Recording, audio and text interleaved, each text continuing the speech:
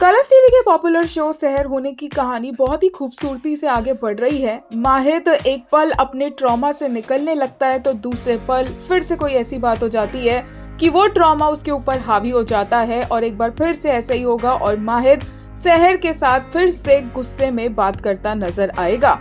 सहर को इस बात का एहसास है कि माहिद ने अपने दिल का इतना बड़ा ट्रॉमा उसके साथ शेयर किया है और इसीलिए सहर उसे ऐसे ही छोड़कर जा नहीं सकती है। बट माहिद को भी बार बार आसमान में उड़ने देने से और फ्रीडम देने से इस बात का एहसास होता है कि जिसको फ्रीडम मिलती है वो तो चला जाता है, लेकिन जो पीछे रह जाता है वो दुखी होता है। और यही बात वो सहर को गुस्से में आकर समझाता है कि उसका क्या जो पीछे डोर लेकर खड़ा हुआ है।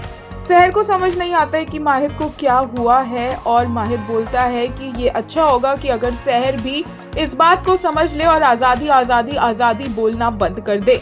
दो पल के लिए सहर के मन में जो माहिद के लिए दया आई थी वो सब अब इसके बाद हट जाएगी। वो अलग बात है कि उसी टाइम माहिद को जल्द रियलाइज भी होगा कि उसने गलती की है, क्योंकि सहर बेहोश हो जाएगी और माहिद खुद सहर को अपनी बाहों में उठाकर उसे घर छोड़ने जाएगा। लेटेस्ट एपिसोड देखकर एक यूजर ने कहा, Sahar has such a pure heart to understand other feelings of coming bare to her about something that agonises them.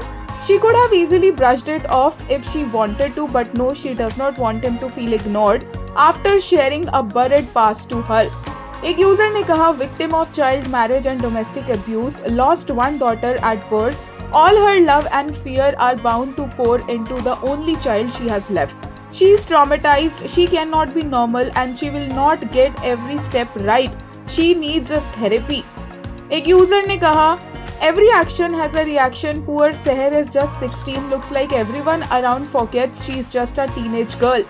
She's just a baby who does good for everyone and needs the same on return. Mahid again related this to his mother and might regret his actions again. वहीं एक ने कहा, he is the best actor on ITV. His eyes carry so much intensity that everything feels real, not acted.